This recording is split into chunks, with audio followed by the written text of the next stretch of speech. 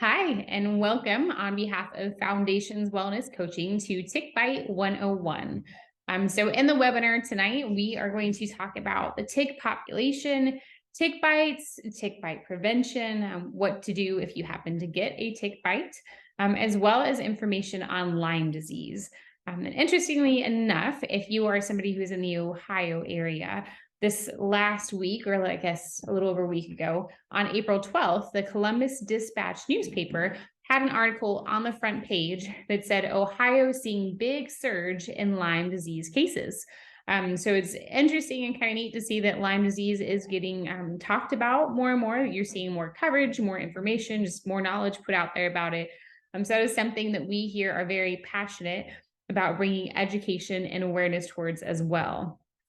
So hopefully that is something that you'll get to learn a little bit more about tonight. A few housekeeping items before we jump in. First, if you make sure that you have your mic silenced as well as your screen turned off during the webinar, that would be very helpful.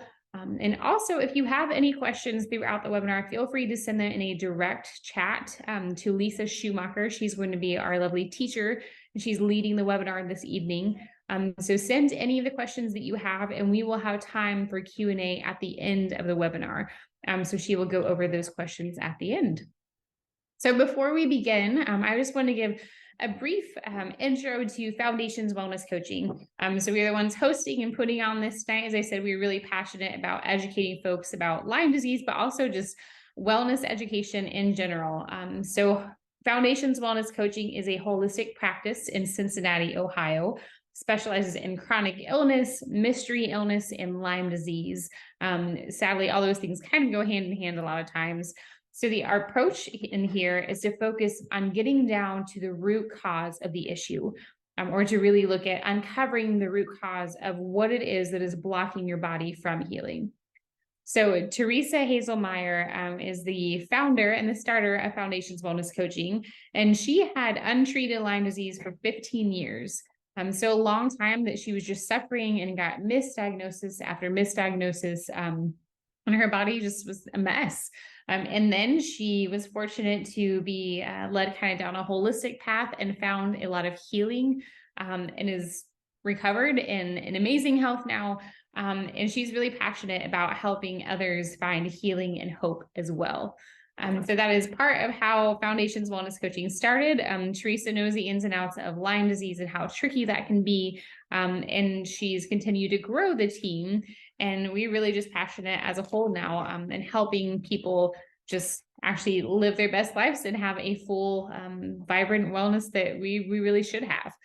So Lisa Schumacher is one of those wonderful certified holistic practitioners on the team, and I'm excited for her to share with us tonight, and excited to learn from her. So without further ado, welcome Lisa. Hi, everybody. As Justine said, my name is Lisa Schumacher, and I am a registered nurse and a certified Lyme practitioner. Just a little bit about me. I spent my nursing career at Cincinnati Children's Hospital, taking care of some really, really wonderful young people. And before that, I spent many years studying holistic health. So when an opportunity came for me to join Foundations Wellness Coaching, as you can imagine, I jumped on that chance and I haven't looked back. We have such a wonderful group of people here, and I'm just excited to share with you about tick bites. A lot of our clients have Lyme disease, and I would like to see that number reduced. So anyway, Tick Bite 101. I want to explain a little bit about ILADS before we continue. It stands for International Lyme and Associated Diseases Society, and it is a group of doctors and other health practitioners that are Lyme literate who educate other health practitioners. When I want information about how to treat Lyme or what Lyme looks like, they have conferences, they have webinars, and lots of different places to get information and to learn. And they also are on the cutting edge of research. So there is so much that still needs to be learned about Lyme, and they're one of the organizations that are doing that research. All right, so why is this important to me? Well, I did say that as a practitioner, we have a lot of Lyme clients that come in, and I would really love to see fewer and fewer of those. We don't want people to have Lyme disease. We don't want them to have acute Lyme disease or chronic Lyme disease because people suffer so much. And so it's really important to me to help educate people how you can keep from getting that. Another reason, more personal to me, is the picture on the left is a picture of me as a 1-month-old with my dad and a couple sisters. And we spent our life camping, spent our life outdoors. And I did that as, while I was growing up. And I also did that with my kids. And this is my daughter, Maggie, and her husband, Alex. And in 2019, they walked the Appalachian Trail. And when I was a kid, I may have seen ticks once in a while, but not like we're seeing now. So it's really important to me to be able to protect myself and my family, but I really want to be able to protect you guys too. So to teach you how to protect yourself. So welcome to Tick Bite 101, and let's get going. So as Justine said, there's new research coming out that the tick population is increasing. So in one article, I found that the deer tick population more than doubled from 1996 to 2015 in areas where it had already been established. That's big news. And they give a number of different reasons. There's not one reason. There's a lot of different reasons that could contribute. So reforestation and deforestation they've happened in our country throughout the time that we became a country. And we know that currently there's a lot of deforestation going on, and a lot of people are moving into places that used to be wooded. So ticks are getting more concentrated in the areas that we like to go to for refreshment. There's also a higher concentration of deer in some of these limited areas, and there's an increasing number of white-footed mice. Now, this is one of the creatures or rodents that carries Lyme disease. So as their number increases, Lyme disease tends to also increase. And there's also increasingly warmer temperatures. So when in the past, maybe there was a smaller window for ticks to breed, now the window is getting bigger because it's getting a little warmer earlier and staying warmer a little longer. So that is part of the reason also. And scientists are also looking into what do pesticides and herbicides, how do they affect the tick population? So we don't know those answers yet, but those are some things that we're waiting to hear what the research finds. All right, so what are some things that I would like you to know? So first of all, the CDC, the Center for Disease Control, implicates the black-legged deer, and that is the tick at the top. ILADS, on the other hand, implicates the American dog tick, or any biting, which really ticks sting, not bite, any biting or stinging vector, including spiders, biting flies, and mosquitoes. Now, I don't know if people are very familiar with how the latter, the spiders, flies, and mosquitoes, that they can carry Lyme too, but they can. And then there's the Lone Star tick, and that's the tick in the middle. And that is implicated for alpha-gal syndrome. And if you're not familiar with that, that is a severe red meat allergy. And if somebody has that, it can even cause anaphylaxis. So the goal, if somebody has alpha-gal syndrome, is to reduce that, the infection, so that their symptoms and reactions to red meat and meat in general can go away.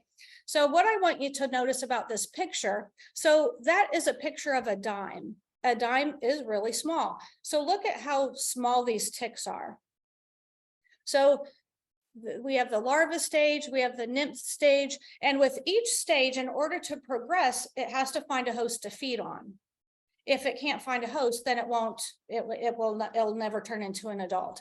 So as you can see, these ticks are really, really tiny. And some people who have Lyme, well, they never even know that there was ever a tick on them. So who knows, it may have come from a spider, it could have come from a fly or from a mosquito. So the next thing I'm going to show you is a map of where these 3 ticks are found. Now, this map, I'm not really including the ticks that are specifically found on the West Coast, but if you live on the West Coast and you'd like more information, these maps are from the CDC website. And I know there were some for some ticks that are from the West Coast also. So what I want you to do is just look at this map and just see how prevalent ticks are. So these are areas where these ticks have all been found. So it's something we want to take seriously, and with the right education, we can do that. All right, so in case you're unfamiliar, Lyme disease is the most common tick-borne disease in the United States, and it's caused by a spirochete bacteria called Borrelia burgdorferi. And so the picture on the right is a spirochete. And if you notice the shape, it is able to drill in anywhere in the body. So it can go to any organ or to any tissue in the body, and it is very good at hiding. So because of its shape, it can get anywhere. There's some other strains of Borrelia that cause Lyme, including Borrelia miyamotoi and Borrelia mayoni. But what I want you to understand is that there's over 100 strains of Borrelia in the United States alone, and over 300 in the world. So Borrelia is something we want to know more about, and how to protect ourselves from it. All right, so this is a quote from the CDC website. Each year, approximately 30,000 cases of Lyme disease are reported to the CDC by state health departments and the District of Columbia. However, this number does not reflect every case of Lyme disease that is diagnosed in the United States every year. Standard national surveillance is only one way that public health officials can track where a disease is occurring and with what frequency. Recent estimates using other methods suggest that approximately 476,000 people may get Lyme disease each year in the United States. And one thing I want to mention is oftentimes it goes undiagnosed. All right. So next, what's the difference between acute and chronic Lyme disease? So acute Lyme disease is Lyme that you receive from a new tick bite or one that you received within the last 3 months. So some symptoms that you may experience are flu-like symptoms: fatigue, sore throat, swollen lymph glands, and you may see a bullseye rash. Now, a bullseye rash can come 3 to 30 days after a tick bite. And unfortunately, it doesn't always look as pretty as that picture. I wish it did. What you want to recognize is the lacy pattern of the outer circle. That's something that is very classic for a bullseye rash for Lyme disease. You may not even have that band. You may just have a bite. But if you've been outside doing hiking, camping, and you end up with some flu-like symptoms and you have a new rash, it would be good to come into Foundations Wellness Coaching, and we can help you determine if it's Lyme or not. So chronic Lyme disease is an ongoing infection, and this is from a tick bite greater than 3 months. Now, if some people may have Lyme for many, many years, and it can be extremely debilitating. But let's look at some of the most common symptoms. Fatigue, insomnia, joint, muscle, and nerve pain that moves around the body, stomach aches or other GI issues, neurological symptoms, heart palpitations, and even bizarre symptoms. So if you notice that you start having symptoms like this, you would want to be checked for Lyme disease, whether you ever found a tick on you or not, and whether you ever saw a bullseye rash or not. If you find that you have some of these symptoms, you would want to get tested for it. All right, so there's a couple different groups that have different ways of recognizing and treating Lyme. So the first group we're going to talk about is the Infectious Disease Society of America. So in order to qualify for treatment, you have to have a positive test in a 2-tier test designed by the CDC. One is the ELISA test and the Western blot. Now, when the CDC designed this test, they designed it for research purposes, not necessarily for diagnostic purposes, but it's now used at many doctors' offices. If they're going to test you for Lyme, they use these. Now, the problem with these is that it tests for only a few strains of Lyme, And as you saw on one of the slides above, there's over 100 strains of Borrelia. So it tests for only a few strains of Borrelia. There's over 100 in America alone, not including if you travel to another country to do some hiking or some camping, and maybe you got a tick bite there. So doing the Alyssa and the Western blot, it'll catch some, but there's so many that go undiagnosed because they don't catch most of the Borrelia species. All right, so let's look at ILADs. So that's where we get our information from. So ILADs, a clinical diagnosis is a diagnosis. So they will do a full assessment on you. And if they determine by the assessment that it looks positive for Lyme, they will consider it positive and they'll begin treatment even before testing. If you come in with a bullseye rash, they consider that fully diagnostic. Okay, so now let's look at the recommendations for treatment. So for Infectious Disease Society, they used to recommend 21 days of antibiotics. Now they only recommend 10 days. Now this is compared to ILADS, which recommends various antibiotics twice a day for 4 to 6 weeks. That's a very big difference. And when we do our research, we see that those that do what ILADS suggests, they have a better rate of success with their Lyme disease. Also infectious disease, they believe that a tick has to be attached for 36 to 48 hours or more before Lyme disease can be transmitted. Now, ILADS thinks it just takes a few hours. That's a really big difference. As far as I'm concerned, if I had a tick attached, I would want to take action right then. I wouldn't want to wait till I thought it was attached for 36 to 48 hours. The Infectious Disease Society also, they don't believe in chronic Lyme. So they believe that there's something called post-treatment Lyme syndrome. And if you come in and they diagnose you with that, then they give you steroids. Well, steroids may help with some of the symptoms, but it's not going to take away the Lyme disease. ILADS, on the other hand, they suggest a combination of antibiotics for many months if they believe that you have chronic Lyme. And if you are working with a practitioner that pairs that with herbal remedies, then the time on antibiotics can be greatly shortened, and then you can do the herbal remedies for a longer time. All right, so how do you protect yourself from a tick bite? So you're going camping, you're going hiking, you're going to be working in your flower bed, you're just going to be in your yard. So some things we recommend are lightweight pants and a lightweight long sleeve shirt, which can prevent the ticks from getting on you. And also tucking your pants into your socks so that if ticks get on your legs, it cannot walk up your pants. All right. Second, using a non-toxic tick repellent. There's a number of them out there. I'm just going to mention one. One is Nantucket Spider brand extra strength tick repellent spray.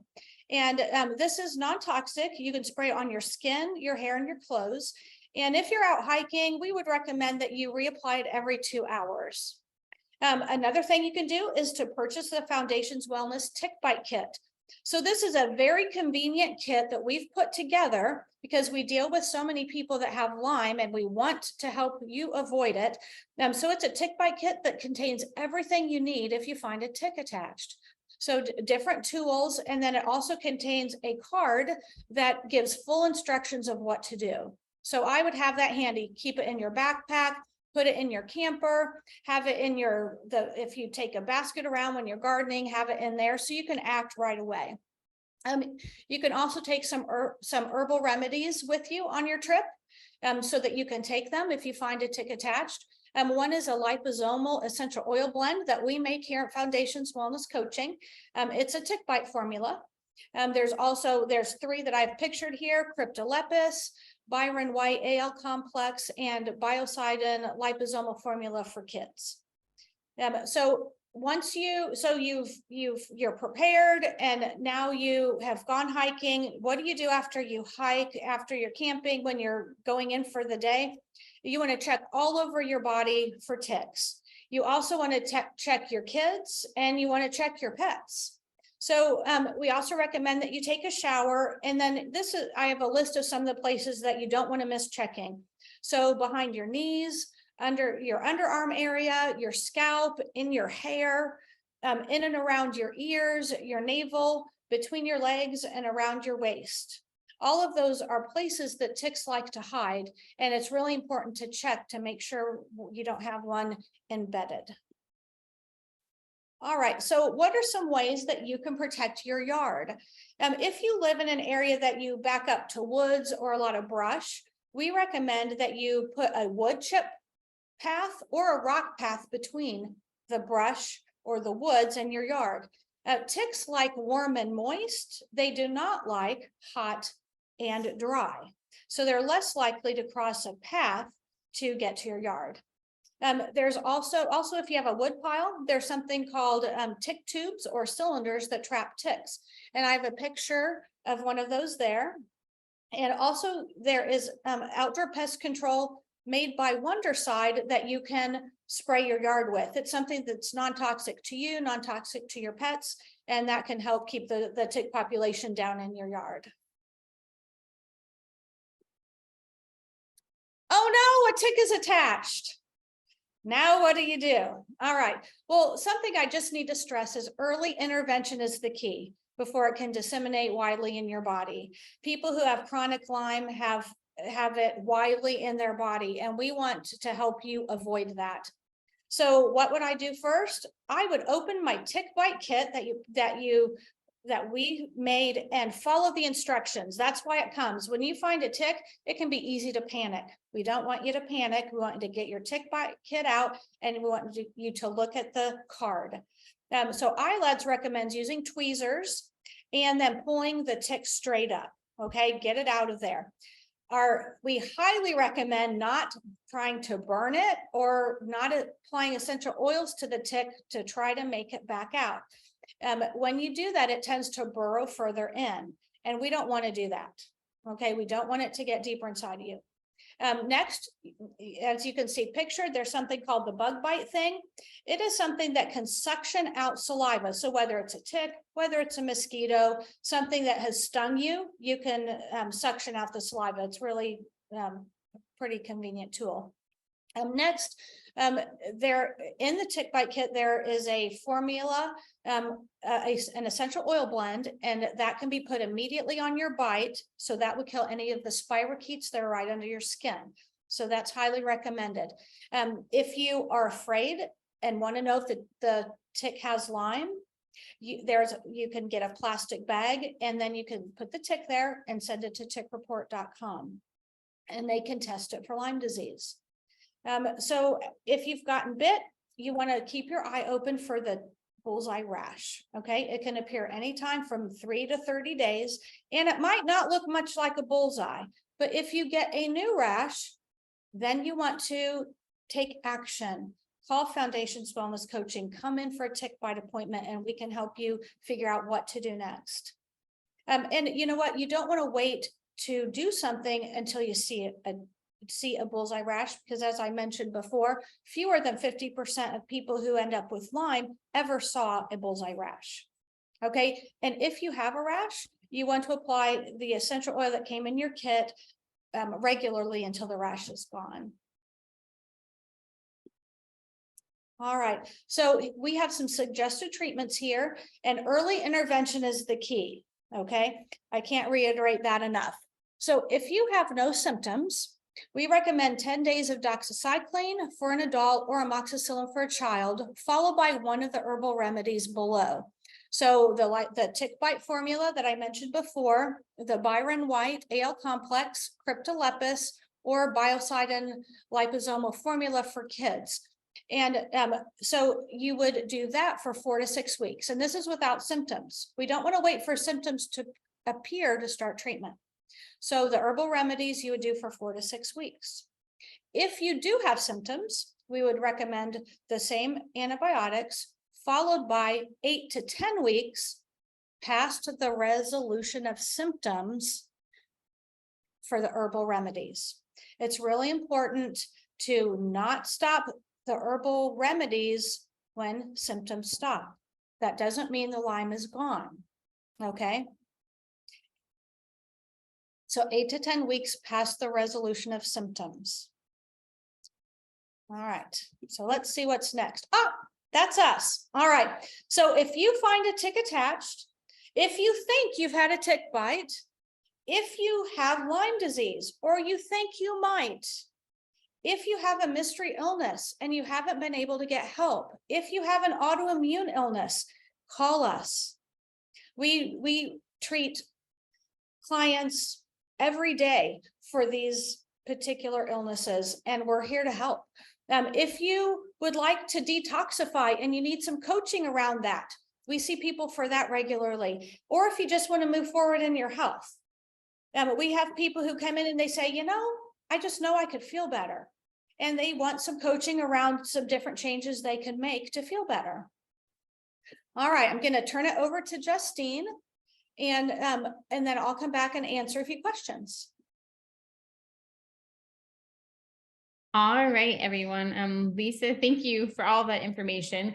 If you're somebody like me, and I usually like to take notes when I am listening to something, don't worry, we are doing a recording of this, so we will be sending the information out afterwards within this week for the webinar. So if you didn't get all of your notes written down, that's okay. You can listen to it again. You can also feel free to share it with anybody else that you know of. As Lisa said, she's going to take a minute to read through some of the questions that were sent her way.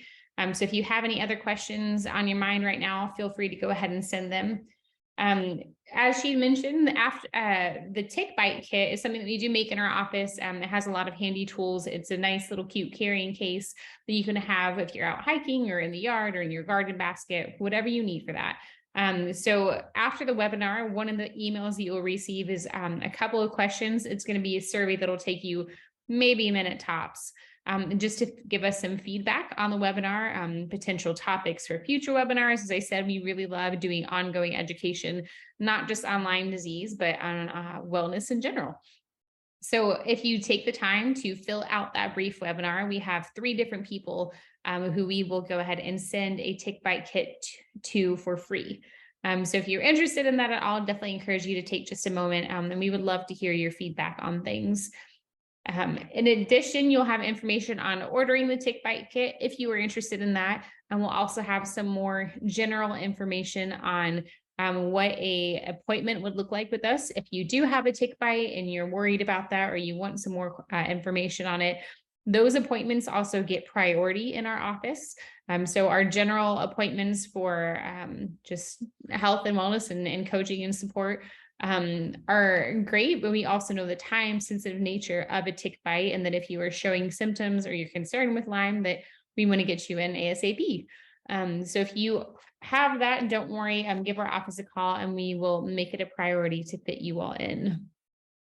General information on appointments. I know Lisa mentioned that we do have coaching that we do for chronic illness, mystery illness, any myriad of things. Even if you're somebody who you consider yourself pretty healthy and in good shape, we also just really have a great holistic approach to exploring just general health stuff. So we want to offer those resources to you all and want you to be a part of our ongoing education with things. So we will have all that information in a follow-up email that will be coming your way within this next week or so. So that is all that I have for the wrap-up stuff. I'm going to send it back to Lisa now, and she can go over the few questions that were sent her way, and then we will close out.